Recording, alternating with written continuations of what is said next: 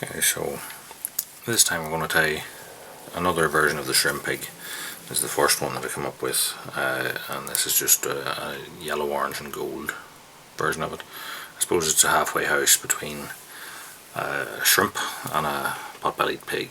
So using a gold size 9 sailor here, I'm just going to wrap on black tie and silk and take it down to the point where the hook split. Now, the bottom of this one, I'm going to use a fine oval gold. Just take that down and then wrap it backwards for a few turns up between the legs and over onto the top and tie it in. If you want, you can double that back and use it as your rib, but I'm going to use braid here, so I don't think that it's necessary. So for the tail on this one is a mixture of boar bristles, so we're going to use yellow and an orange and also a red. So I'm going to take a few of each type of bristle, cut them out. I'm just going to set them on my knee for now. Couple of orange,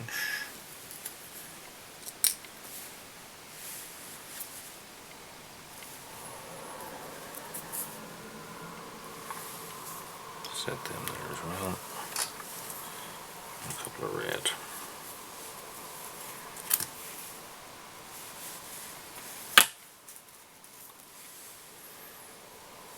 Now I have my little mixed bunch of bristles.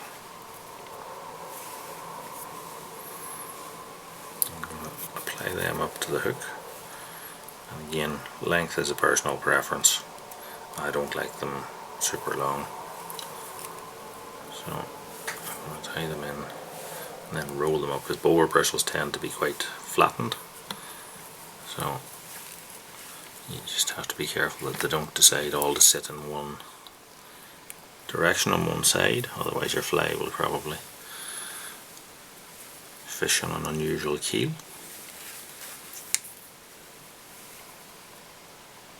I'm just going to pull them through to get to a length that I like. I don't like these ones, so I'm going to remove them. Now, the boar bristles don't compress, so they're quite prone to pulling out. So I'll just trim them off there.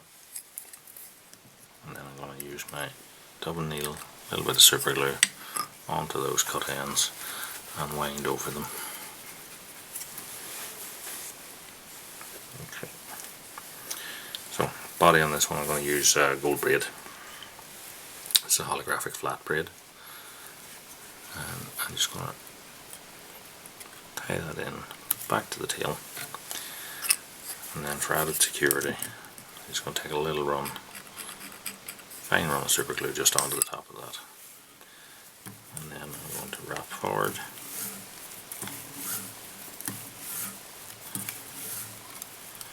now there are several portions to go at the front of this one, so you need to leave yourself a good bit of room. So we're going to tie that gold braid off,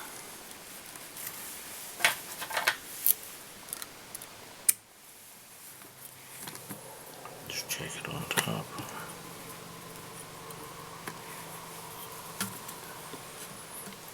Now, next on this one is a golden pheasant red rump feather. I'm just going to strip off the fluff of that and flip it over. I'll grab it by its center and then double the feather so that all the fibres are on one side, and then I'll tie it in by its tip and fold it back on itself. Now I'm going to get a bit of wax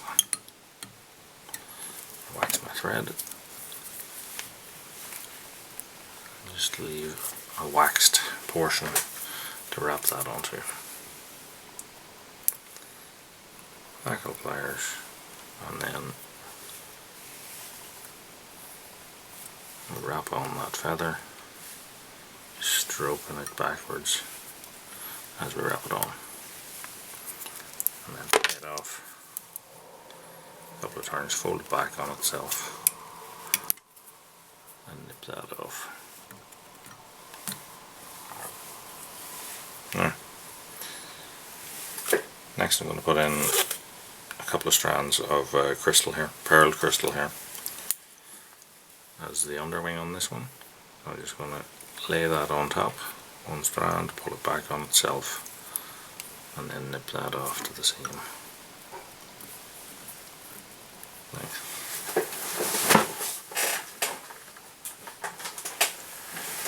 For a wing, I'll use a bit of black fox mask fur. I'll take out a small bunch of that. Grab it by about 2/3 of the way down, and then just strip out all of the unwanted underfur. I'm just going to measure that up for length, swap my hands, and use my scissors and trim that off nice and neat for length.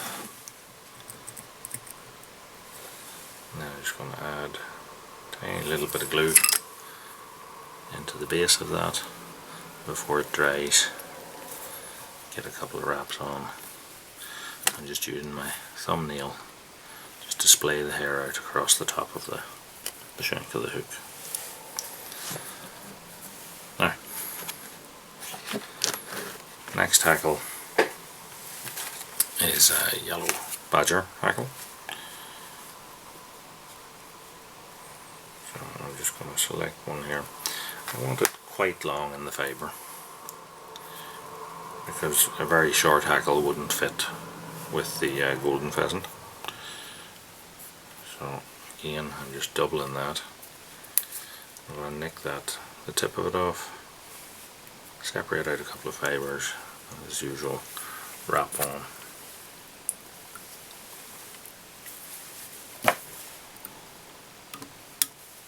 And double it back.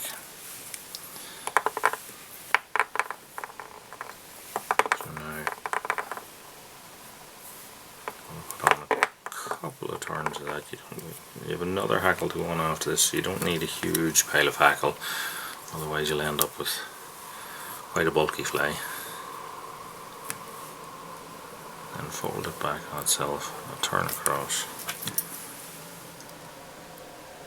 and nick that off nice and tight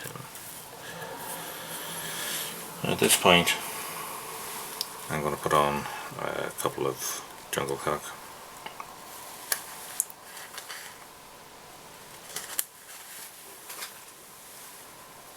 So I have one from each side of the cape. Just going to strip off the unwanted fluff, set that in on my side, and then we'll do the same for the opposite side, just flipping it over so that I can measure it for length, and I hold it in place and I turn across itself.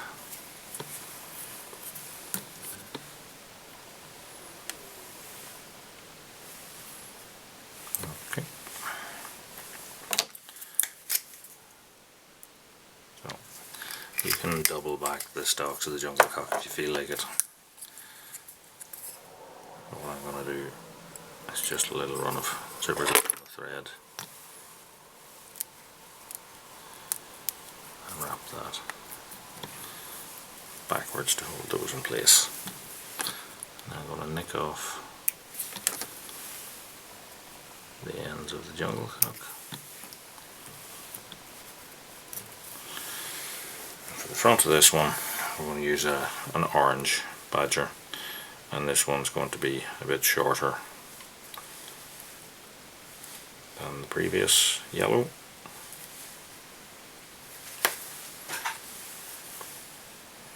So take the hackle, double it over, and then strip off the unwanted portion. And again, snap off the tip, take out a couple of fibres, tie it across itself, fold it back,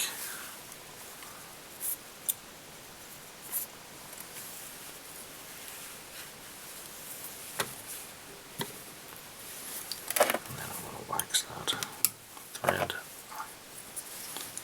just to wrap this on.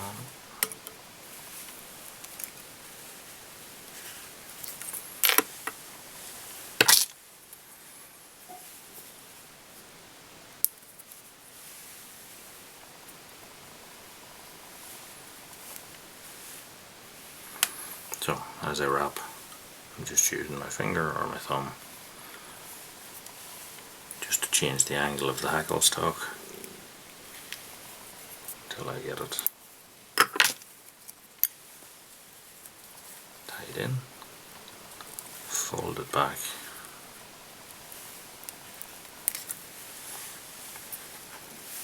and then trim it off.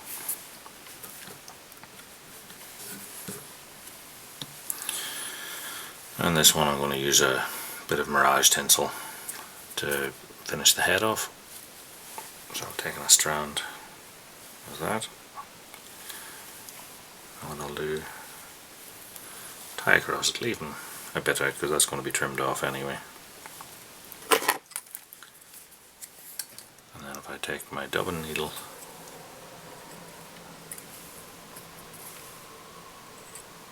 and glue this thread a bit more heavily than what we usually do, and just start to pull the head backwards with the glued thread and take the thread to the front, and now just wrap on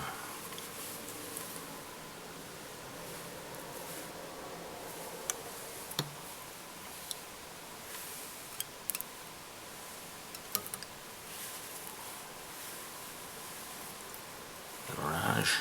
It needs a bit, if it's not sticking, you can just add a little bit more glue.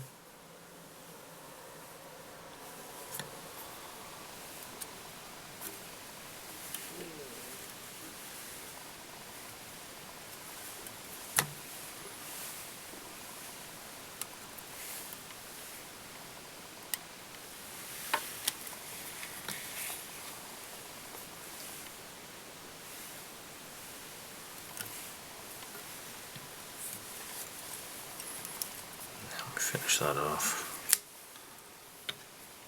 by doubling the tinsel back, a couple of wraps, and a couple of whip finishes.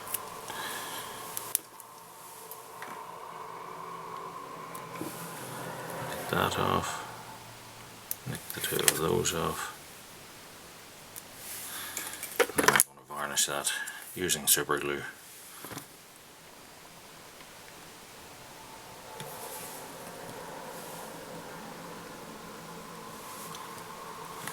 And then when the super glue dries, you'll get a good quality clear varnish.